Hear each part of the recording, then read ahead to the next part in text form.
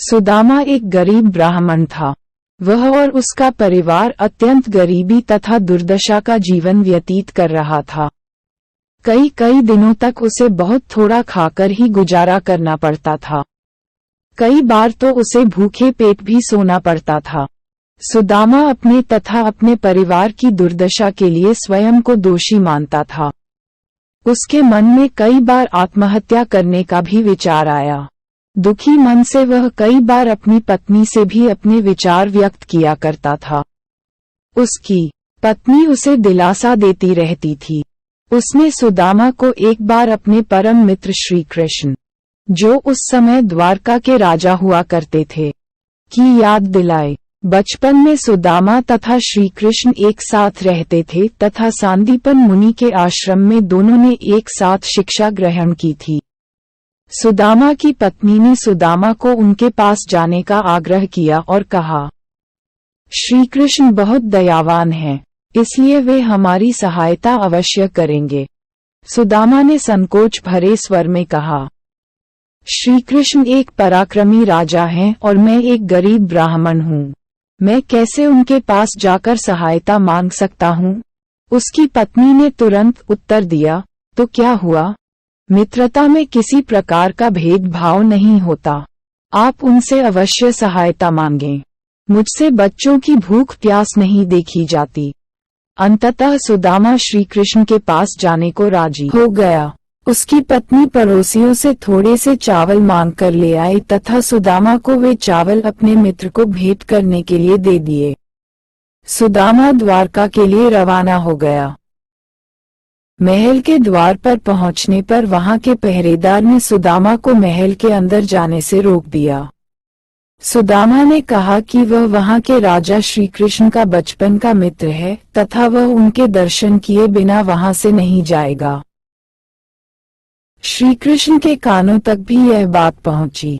उन्होंने जैसे ही सुदामा का नाम सुना, उनकी खुशी का ठिकाना न रहा। वे नंगे पांव ही सुदामा से भेंट करने के लिए दौड़ पड़े। दोनों ने एक दूसरे को गले से लगा लिया तथा दोनों के नेत्रों से खुशी के आंसू निकल पड़े।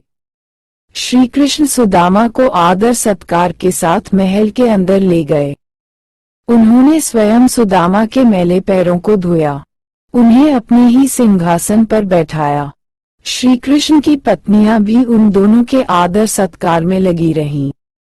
दोनों मित्रों ने एक साथ भोजन किया तथा आश्रम में बिताए अपने बचपन के दिनों को याद किया। भोजन करते समय जब श्री कृष्ण ने सुदामा से अपने लिए लाए गए उपहार के बारे में पूछा तो सुदामा लज्जित हो गया तथा अपनी मैली सी पोटली में रखे चावलों को निकालने में संकोच करने लगा। परंतु श्री कृष्ण ने वह पोटली सुदामा के हाथों से छीन ली तथा उन चावलों को बड़े चाव से खाने लगे। भोजन के उपरांत श्री कृष्ण ने सुदामा को अपने ही मुलायम बिस्तर पर सुलाया तथा खुद वहां बैठकर सुदामा के पैर तब तक दबाते रहे जब तक कि उसे नींद नहीं आ गई। कुछ दिन वहीं ठहरकर सुदामा ने कृष्ण से विदा होने की आज्ञा ली। श्री कृष्ण ने अपने परिवारजनों के साथ सुदामा को प्रेममय विदाई दी। इस दौरान सुदामा अपने मित्र को द्वारका आने का सही कारण न बता सका तथा वह बिना अपनी समस्या निवारण के ही वापस अपने घर को लौट गया। उसे समझ नहीं आ रहा था कि वह अपनी पत्नी तथा बच्चों को क्या जवाब देगा, जो उसका बड़ी ही बेसब्री से इंतजार कर रहे थे।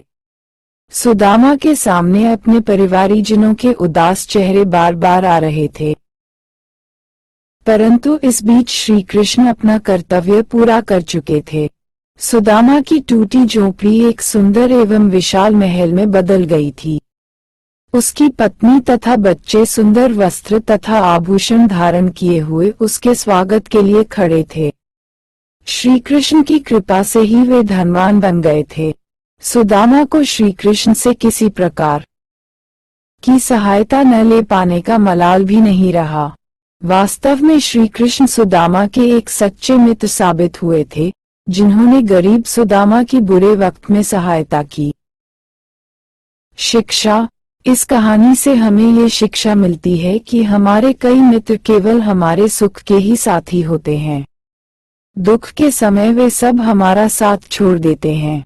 लाखों में शायद एक ही मित्र ऐसा होता है जो विपत्ति काल में भी हमारी सहायता करता है। ऐसा मित्र ही हमारा सच्चा मित्र होता है।